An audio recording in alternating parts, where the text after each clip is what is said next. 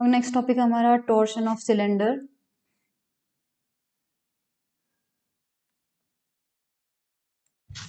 Torsion of cylinder का मतलब हमारे पास ये होगा कि देखिए, let a solid cylinder of length L and radius R. Suppose हमारे पास कोई सिलेंडर है, एल लंबाई है उसकी और आर रेडियस है।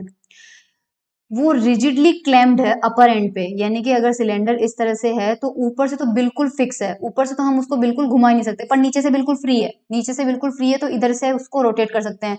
अब हम जैसे ही ट्विस्ट करेंगे उसको किसी एंगल थीटा से, सपोज हमने उसको एंगल थीटा से ट्विस्ट किया, तो जैसे ही हम छोड़ेंगे तो छोड़ने के बाद वापस आएगा ना। कोई सिलेंडर को इमेजिन कीजिए, कोई वायर को इमेजिन कीजिए कि ऊपर से फिक्स है, नीचे से आपने थोड़ा सा उसको घुमा दिया है, अगर घुमा दिया है तो जैसे छोड़ोगे वापस आ जाएगा। तो वापस आने के लिए, और हमें पता है लीनियर मोशन को यानी किसी चीज को एक लीनियर डायरेक्शन में अगर ले जाना है तो फोर्स लगाना पड़ता है। उसी तरह से अगर रोटेट करना पड़ता है तो क्या लगाना पड़ता है, टॉर्क लगाना पड़ता है, बलाघूर्ण लगाना पड़ता है। तो अगर हम इसे ट्विस्ट करेंगे तो ट्विस्ट करने के लिए हमें भी टॉर्क लगाना पड़ेगा, राइट। और जैसे ही छोड़ देंगे तो बॉडी खुद टॉर्क लगाएगी और वापस अपनी पुरानी पोजीशन में आएगी। तो ये जो टॉर्क है वो कितना है, टॉर्क है। और हमारे पास हमें इस टॉर्क की वैल्यू निकालनी है। तो ये कुछ पिक्चर है हमारे पास, ये यहाँ पे एक सिलेंडर है देख लीजिए, और ये उसका अपर फेस है जो कि बिल्कुल फिक्स है।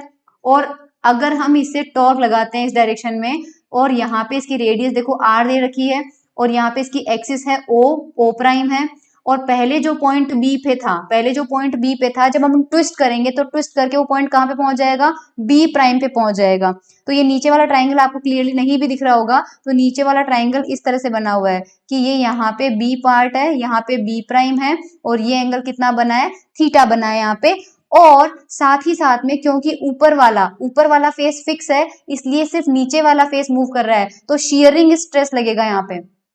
क्योंकि शेयरिंग में मैंने बताया था नीचे वाला फिक्स होता है, और अगर स्क्वायर इस तरह से है तो ऊपर वाला फेस जो है सिर्फ वो घूमता है, यानी एक फिक्स रहता है और दूसरा पूरा मूवेबल होता है। तो यहाँ ऊपर वाला फिक्स्ड है, नीचे वाला मूवेबल है, तो यहाँ पे शेयरिंग जो स्ट्रेन होता है वो अपन ये वाला एंगल लेते हैं। तो यहाँ पर ये एंगल मान लीजिए फाई है, तो इस पिक्चर में अगर हम इसको घुमाएंगे तो आप जो यहाँ पे बेस पे यानी आधार पे जो एंगल बन रहा है वो थीटा है, और जो वर्टिकल एंगल बन रहा है वो आपके पास कितना बन रहा है, फाई है। तो दोनों एंगल में डिफरेंस समझिएगा कि नीचे से आपने जो घुमाया है, अगर आपने से नीचे थीटा एंगल से घुमाया है तो जरूरी नहीं है कि ऊपर से कोई प्लेन है, यानी कि पूरा का पूरा एक प्लेन है, ये पूरा का पूरा वर्टिकल प्लेन था, ये घूमेगा। तो ये प्लेन जिस एंगल से घूमेगा वो नीचे वाला एंगल ही हो, ये बिल्कुल जरूरी नहीं है। इसलिए नीचे वाले एंगल को आप थीटा लेंगे और ऊपर वाले प्लेन को एंगल को आप फाई लेंगे। अब इस दोनों में शियरिंग स्ट्रेन कौन सा है, तो शियरिंग स्ट्रेन होगा फाई, क्योंकि वो फिक्स वाले से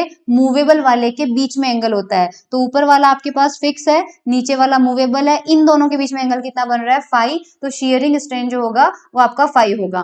अब हम मान लीजिए इस सिलेंडर को छोटे छोटे सिलेंड्रिकल शेल में, जैसे कि मान लीजिए सॉलिड स्फेयर होता है, ठोस गोला होता है, उसको अंदर स्फेरिकल शेल से मिलकर बना हुआ मान सकते हैं। वैसे ही ये जो सिलेंडर है आपके पास सॉलिड सिलेंडर दिया हुआ है, इसको आप किससे मिलकर बना हुआ मान सकते हैं, छोटी छोटी सिलेंड्रिकल लेयर्स से मिलकर बना हुआ मान सकते हैं। ऐसी ही अंदर की एक लेयर लेते हैं और उस लेयर को जूम करके यहाँ बनाया हुआ है, यानी एक्चुअल सिलेंडर जो है वो इसके बाहर तक है, एक्चुअल सिलेंडर जो है वो इसके बाहर तक है, इस तरह से, मतलब प्लेन तो सेम ही रहेगा, सॉरी। एक्चुअल सिलेंडर जो है वो इसके बाहर तक है, अंदर हमने एक सिलेंड्रिकल लेयर ले ली, और उस लेयर की जो रेडियस है, उस सिलेंड्रिकल लेयर की रेडियस मान लीजिए x है, और इसकी जो मोटाई है वो कितनी है, dx है। ये आपको ध्यान रखना है। तो ये देखिए रेडियस x है और इसकी जो मोटाई है वो कितनी है, dx है। एंगल अभी भी इसका क्या रहेगा, फाई रहेगा, क्योंकि सारे जो प्लेन है, पूरा का पूरा प्लेन है वो O पॉइंट से शुरू होता है प्लेन, और ये रेडियस बाहर तक जाएगा, तो प्लेन का जो एंगल रहेगा वो फाई ही रहेगा, और नीचे का एंगल जो है वो थीटा ही रहेगा। यहाँ पर B था, यहाँ पर B प्राइम था। अब यहाँ से दो फॉर्मूले लिख रही हूँ, वो दोनों आपको समझ में आने चाहिए। दोनों ही सर्कल के फॉर्मूले होते हैं, आर्क लेंथ, रेडियस और एंगल के बीच में। तो यहाँ पे जब आपके पास इस तरह से सिचुएशन होती है, तो ये अगर रेडियस है, ये एंगल थीटा है, और ये आर्क लेंथ एस है, तो आप एस को क्या बोलते हो, आर इंटू थीटा, करेक्ट। तो यहाँ पर नीचे देखिए थीटा एंगल बन रहा है, ये रेडियस हमने क्या मानी है, इसकी एक्स है, तो नीचे वाला ट्राइंगल इस तरह से बन रहा है, नीचे वाला ट्राइंगल इस तरह से बन रहा है कि ये तो है एक्स और ये है थीटा, यहाँ है बी और ये है बी प्राइम। तो बेस वाले ट्राइंगल से तो बी प्राइम की वैल्यू जो है वो क्या हो जाएगी, एक्स इंटू थीटा। ठीक है, अब वर्टिकल ट्राइंगल लो। वर्टिकल ट्राइंगल कौन सा है, P, और यहाँ पे है B, यहाँ पे है B प्राइम। तो वर्टिकल ट्राइंगल इस तरह से बन रहा है, वर्टिकल ट्राइंगल आपके पास इस तरह से बन रहा है। ये एंगल है फाई और सिलेंडर की जो लेंथ है वो कितनी लेंथ ले रखी है आपने, L। ये लेंथ यहाँ से लेकर यहाँ तक की पूरी कितनी है, L, क्योंकि हमने सिलेंडर जो है वो इसी तरह से मानना है। ये ही एक्चुअल सिलेंडर था बाहर से, उसके अंदर एक लेयर मानी है। तो ये यहाँ पे है B और B प्राइम। तो इस वाले वर्टिकल ट्राइंगल से अगर हम B की वैल्यू निकालें तो B प्राइम जो है वो कितना हो जाएगा, L इंटू फाई। तो एक फॉर्मूले से तो वर्टिकल ट्राइंगल से तो आ रहा है L फाई, हॉरिजॉन्टल ट्राइंगल से आ रहा है एक्स थीटा। तो यहाँ पर देखिए आप कि बी प्राइम की वैल्यू एक तो एल फाई के बराबर होगी और बी प्राइम की वैल्यू एक्स थीटा के बराबर होगी। जो शियरिंग स्ट्रेन है वो मैंने आपको बता दिया वो किसके इक्वल है, फाई के इक्वल है। तो फाई का फॉर्मूला निकालेंगे इन दोनों को इक्वेट करके, तो एक्स थीटा को एल फाई के बराबर रखते हैं। तो एक्स थीटा जो है वो एल फाई के बराबर आ जाएगा और यहाँ से फाई की वैल्यू निकालेंगे तो इस एल को नीचे ले जाना पड़ेगा। तो कितना आ जाएगा, एक्स थीटा अपॉन एल। तो ये रहा फाई का formula, x theta upon L. जो ईटा का फॉर्मूला होता है वो हम जानते हैं कितना होता है, शियरिंग स्ट्रेस और शियरिंग स्ट्रेन। ठीक है, अब यहां से देखो शियरिंग स्ट्रेस की वैल्यू अपन निकालेंगे तो इन दोनों को क्रॉस मल्टीप्लीकेशन कर रही हूं मैं। तो शियरिंग स्ट्रेस को निकालने के लिए ईटा किससे मल्टीप्लाई होगा, शियरिंग स्ट्रेन से मल्टीप्लाई होगा। तो ईटा किससे मल्टीप्लाई हो रहा है, शियरिंग स्ट्रेन से मल्टीप्लाई हो रहा है। और शियरिंग स्ट्रेन की वैल्यू आपने क्या निकाली है, एक्स थीटा अपॉन एल। तो यहाँ पे वैल्यू पुट कर देंगे, कितना आ जाएगा, eta multiply by theta X upon L आ जाएगा। अब जो हमारा सिलेंड्रिकल शेल हमने ली है उसके हमारे पास शेयरिंग हमेशा टेंजेंशियल डायरेक्शन में लगता है।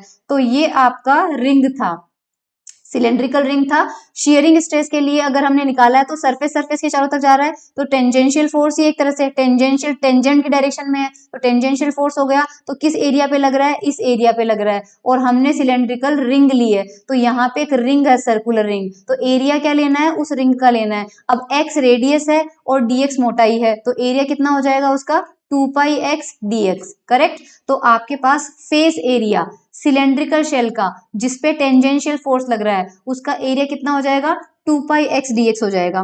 करेक्ट। तो टेंजेंशियल फोर्स अगर निकालना है हमें तो वो कितना होगा, शेयरिंग स्ट्रेस इनटू एरिया। कैसे होगा, हमें पता है स्ट्रेस का फॉर्मूला क्या होता है, स्ट्रेस का फॉर्मूला होता है फोर्स अपॉन एरिया। तो अगर फोर्स का फॉर्मूला निकालना है तो स्ट्रेस को किससे मल्टीप्लाई करना पड़ेगा, एरिया से। तो ये जो टेंजेंशियल फोर्स है दिस इज एफ, अगर इसकी वैल्यू निकालनी है तो किससे मल्टीप्लाई करना पड़ेगा, स्ट्रेस को। ये आ गया स्ट्रेस, किससे मल्टीप्लाई करना पड़ेगा, एरिया से। ये आ गया एरिया। अब शियरिंग स्ट्रेस जो है वो हम यहाँ इक्वेशन नंबर 2 में निकाल चुके हैं। तो ये हमारे पास आ जाएगा शियरिंग स्ट्रेस। ठीक है, ये तो आ गया शियरिंग स्ट्रेस और ये आ गया एरिया। दोनों को सॉल्व कर लेंगे, ये आ जाएगा हमारे पास। अब हमें निकालना है टॉर्क की वैल्यू। फोर्स आते ही टॉर्क की वैल्यू निकालनी है। तो फोर्स आते ही टॉर्क की वैल्यू निकालने के लिए देखो हम क्या करेंगे, टॉर्क का फॉर्मूला कितना होता है, टॉर्क का फॉर्मूला होता है फोर्स इनटू परपेंडिकुलर डिस्टेंस, है ना। आर क्रॉस एफ होता है और अगर मैग्नीट्यूड में लो तो जैसे कोई पॉइंट है ना, और ये डिस्टेंस है आर, तो इसके परपेंडिकुलर डायरेक्शन में फोर्स लग रहा है एफ। तो यहाँ पे एफ को आर से मल्टीप्लाई करोगे तो टॉर्क आ जाएगा। तो फोर्स तो हमने निकाल लिया, कैसे निकाल लिया, इक्वेशन नंबर यहाँ पे मान लीजिए ए। इस इक्वेशन नंबर ए पर टेंजेंशियल फोर्स तो हमने निकाल लिया। और टेंजेंशियल फोर्स हमेशा आपके पास इसी सर्कल के चारों तरफ लग रहा है ना, तो हमेशा रेडियस के ही तो परपेंडिकुलर होगा। तो जिस पॉइंट के अबाउट आप ले रहे हैं, पॉइंट ओ के अबाउट ले रहे हैं, तो अगर इस डायरेक्शन में फोर्स एफ लग रहा है और रेडियस इसकी एक्स है, क्योंकि जो रिंग हमने ली है उस रिंग की रेडियस एक्स है, तो फोर्स के परपेंडिकुलर डिस्टेंस कौन सी हुई, एक्स। तो टॉर्क का फॉर्मूला कितना हो जाएगा, एफ इंटू एक्स हो जाएगा। तो फोर्स तो आपने निकाला है इक्वेशन नंबर ए में, तो फोर्स एज इट इज आ जाएगा। करेक्ट, ये आ गया फोर्स और परपेंडिकुलर डिस्टेंस कितनी हो गई, एक्स हो गई। तो ये आपका आ गया टॉर्क। लेकिन ये केवल रिंग पे निकाला है, सिलेंड्रिकल शेल पे निकाला है, इसलिए अपन इसको डी टो नाम दे रहे हैं। थोड़ा सा सॉल्व करेंगे तो इक्वेशन 3 आ जाएगा। करेक्ट। अब हमें अगर पूरे सिलेंडर को कवर करना है तो एक्स की लिमिट कहां से कहां तक जाएगी, सबसे पहली लेयर बनेगी सेंटर पे यानी कि एक्स इक्वल टू 0 पे, और सबसे लास्ट लेयर कहां बनेगी, एक्स इक्वल टू आर पे। तो लिमिट कहां से कहां तक जाएगी, एक्स इक्वल टू आर पे। तो दोनों साइड में इंटीग्रेशन कर देते हैं और एक्स की वैल्यू लगा देते हैं। तो लेफ्ट हैंड साइड में तो डी टो का इंटीग्रेशन कितना हो जाएगा, टो, और जो टर्म एक्स पे डिपेंड कर रहे हैं उनको इंटीग्रेशन के अंदर ले लेंगे, बाकी टर्म को इंटीग्रेशन के बाहर ले लेंगे। एक्स क्यूब का इंटीग्रेशन होता है एक्स की पावर 4/4, एक्स की पावर 4/4, लिमिट पुट करेंगे आर, तो आर की पावर 4/4 हो जाएगा और आपके पास टॉ का फॉर्मूला ये आ जाएगा। करेक्ट।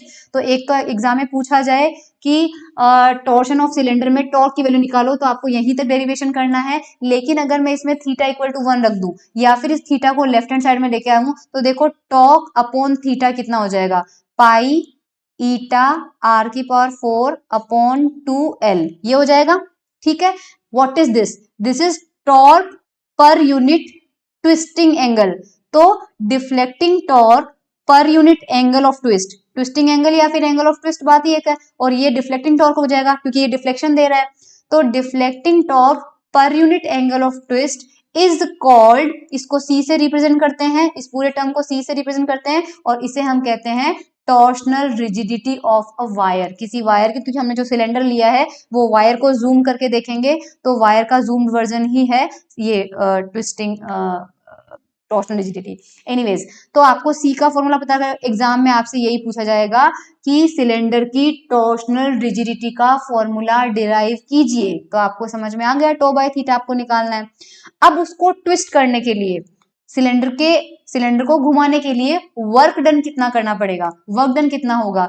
तो अगर मान लीजिए पहले सिलेंडर ऐसे है, घुमा के हमें थीटा एंगल से ट्विस्ट करना है, तो जिस तरह से वर्क डन का फॉर्मूला होता है एफ डॉट डी आर, उसी तरह से टॉ का फॉर्मूला, सॉरी वर्क डन का फॉर्मूला होता है एंगुलर मोशन में, फोर्स की जगह आ जाएगा टॉर्क और डी आर की जगह आ जाएगा डी थीटा। तो W is equal to tau d theta हो जाएगा और 0 से लेके थीटा तक हमें घुमाना है उसको।